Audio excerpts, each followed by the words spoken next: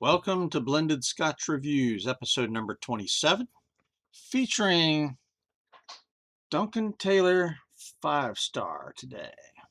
Coming to you from Fort Worth, Texas. It's Friday, October 17th, 2025, and it is currently 88 degrees. We have returned to our studies of blended Scotch and are looking at some, though not all by any means, of the famous and not so famous blended Scotches. My method: I do individual reviews of each whiskey, and then when I can, I also look at one of the single malts that contributes to this blend. But then we do a competition between the two blends. So one week I'll do one blend, one week next day the next blend, and then a competition between the two blind. So this way it's kind of a tournament as well. And so we're looking at Duncan Taylor's 5-star, and there may be a single malt reveal at the end. So just the facts. This 750 milliliter bottle of non-age stated 80 proof blended Scotch can be had only at Total Wine because it's a Spirits Direct whiskey, and it costs $19.99. Duncan Taylor is an independent bottler in Huntly, Scotland. Tasting notes: malty, sweet, maybe a little bit of lemon going on there, honey, grass. I get no peat. Score: 75. Letter grade for drinkability: a solid B. Recommendation: for $20, this is a decent blend, which I might buy again. It's enjoyable. It seems a bit one-dimensional, perhaps a tad bit weak, but pleasant. This would be a great starter whiskey for somebody new to Scotch that might want to see what Scotch is all about. And it's a little bit shy on the proof, and so it's gentle. Details. History. This company was founded in Glasgow in 1938 as an independent broker. And then in the 1960s, an American named Abe Rosenberg from New York, who had made it big as the importer of J&B Scotch, purchased Duncan Taylor and specialized in finding and purchasing rare casks of single malts and single grain whiskeys. They moved to Huntly in 2001, and they are known for having a huge collection of casks from all over Scotland. They hunt down distilleries that were closing and some that were active, some lesser known ones, and get some of their barrels that are odd, derelict, orphaned, whatever. In 2002, Ewan Shand purchased the company, returning it to Scottish ownership. But then in 2009, he brought back an old Duncan Taylor brand, Black Bull, that has proven to be very popular. I used to see it around in these parts in Fort Worth, but not recently. This Duncan Taylor 5-star, again, is a Spirits Direct whiskey for Total Wine. And there's really not much written about it out there. It has won a few prizes, I think, in spirits competitions. So 4 out of 5 points for its history. Bottle, label, and marketing. This bottle is a nice classic shape. It's fairly tall though. It's very slightly larger at the shoulder than the base. It's got a long flared neck, and it does have a real cork, which, real corks are nice from a tradition perspective, but they do go bad occasionally. I've had that misfortune. And so all in all, I'm kind of split. I like the tradition of the real cork, but I see the practicality of the rubber corks. The slogan or motto that we have here, where is it?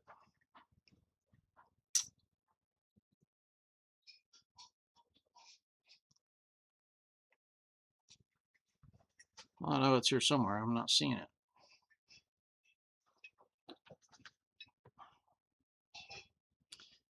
Yeah, okay, right there. There it is. Okay. Source of origin, right there, translates this Latin phrase up here on the top of the seal. And the Latin reads, Fons et Orgo. Source of origin. So that's their logo. So for bottle, label, and market, well, let me talk about marketing. Uh, Even if you go to their website, they don't discuss this whiskey. Now they discuss their higher end whiskeys, and this is almost common in a lot of blended Scotch companies. Is their bottom line, bottom shelf offering is not listed or it's not discussed. So that's not unusual, which I find odd. But oh well, it's almost like we don't want to own up to this bottom shelf thing. Oh well. So I've not seen any commercials for it. I've only seen, I think, maybe one video for this, one or two videos for this, and really, the Whiskey Vault guys did this. Daniel and Rex, they reviewed this, so it does get some airtime. But bottle, label, and marketing, 5 out of 5. Appearance of this whiskey, you can see that this is a very light colored whiskey. So I don't even think they put coloring in there. So authenticity, boost. I don't mind that. But I do tend to personally prefer the aesthetic of darker whiskeys. But here it is in the glass. And you can see, I mean, that's just a very pale yellow color. So for appearance, 2 out of 5. My wife tends to like these more yellow colored whiskeys instead of the dark brown ones that I like. And that's just a personal taste thing. I mean, who cares what color it is, right? So composition. It's a blended Scotch, and so you got malt whiskeys and grain whiskeys from over 25 distilleries that go into this. It is 80 proof and non-age stated, which means the youngest whiskey in there is going to be 3 years old, but there's going to be some older stuff as well. And there's, again, just not any information about this whiskey available. So 10 out of 15 points for composition. Nose.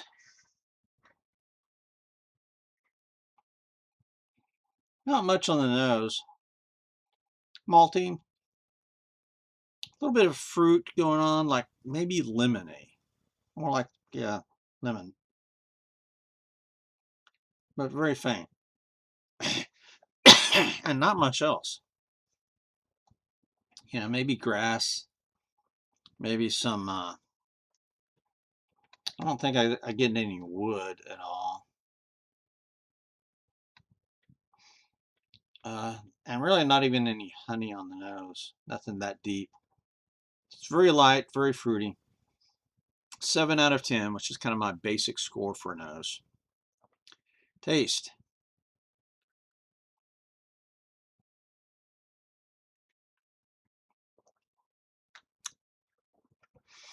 This is a gentle, friendly, malty, sort of sweet. I mean, it's not super sweet. It's really a nice sweetness for me. I don't like super sweet whiskeys. There's a lot of bourbons that I don't like because they're just super sweet and kind of artificial. So this is sweet in a good way. Fruity with, okay, I get maybe the hints of lemon. The lemon's stronger on the nose. On the palate, this may be more along the lines of maybe pineapple, hints of honey, perhaps some kind of strawberry note going on there.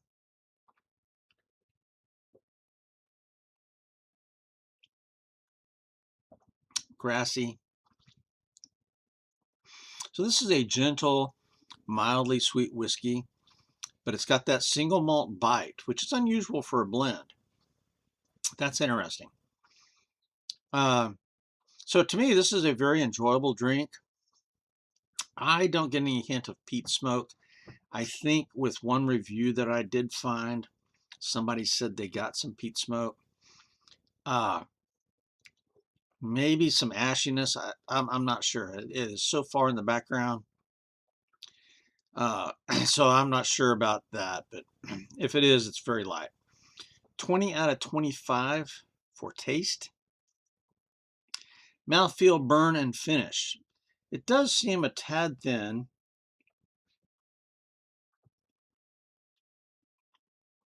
but not distractingly so. For me, bourbons that are thin are distracting, whereas scotches, it doesn't seem to bother me. There's no real burn going on here. Some polite tingles in the mouth. It's very smooth and gentle.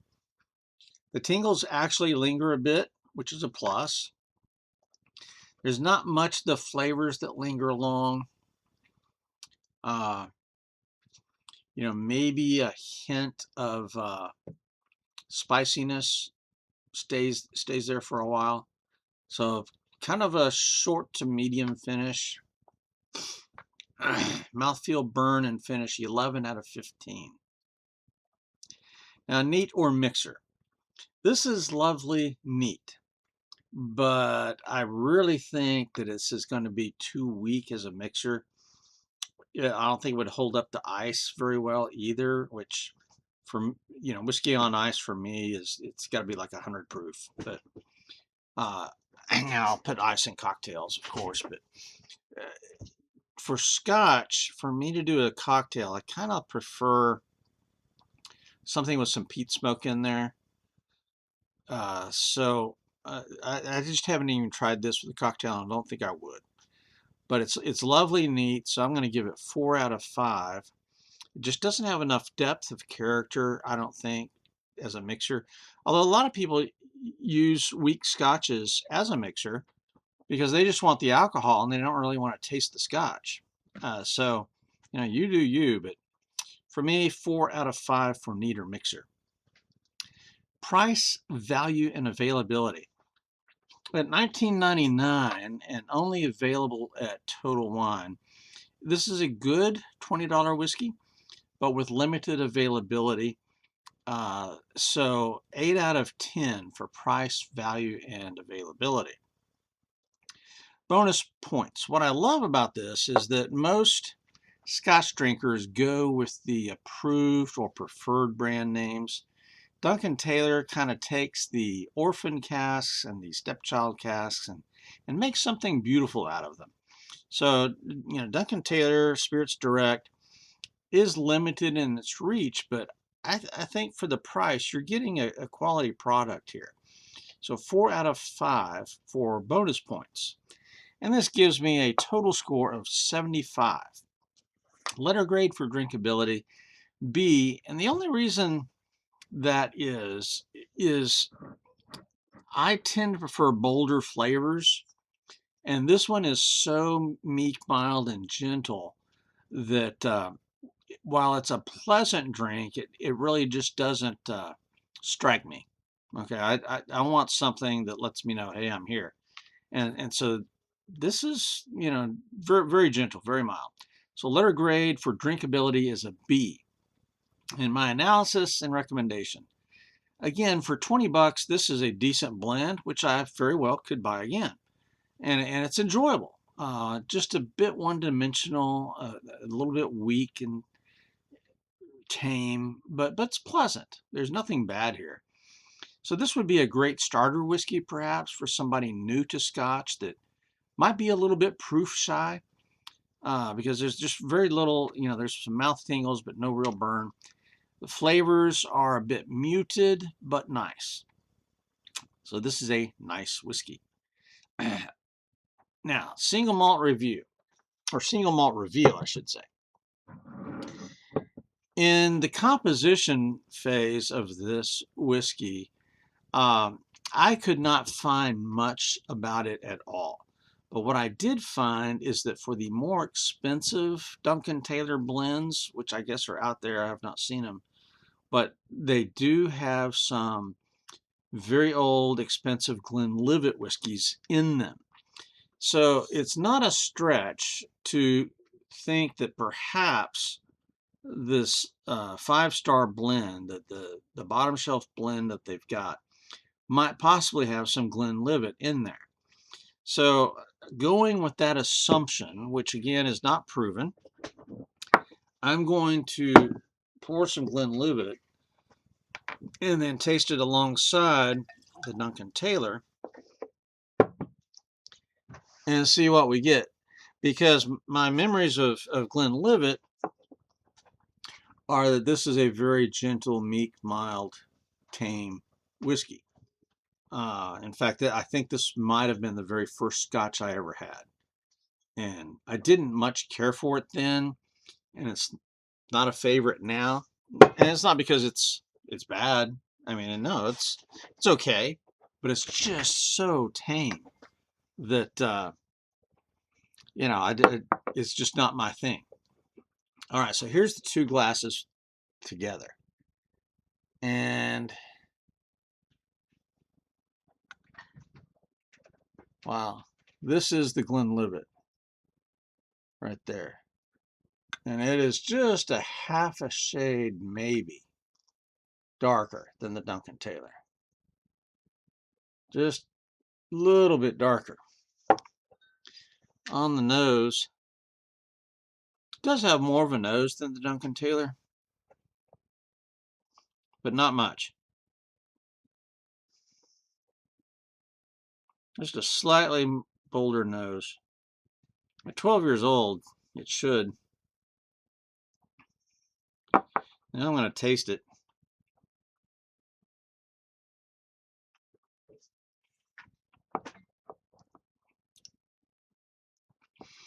It does have a little bit richer mouthfeel and flavor, but not much.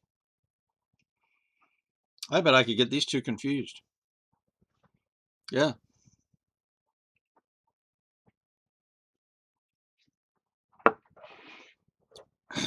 I'm tasting on the Duncan Taylor. I do get some of the grain whiskey when I compare the two.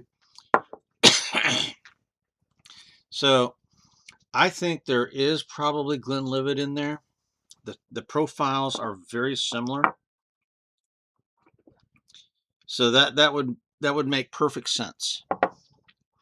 Again, Glenlivet is one that I just would not do this in a cocktail.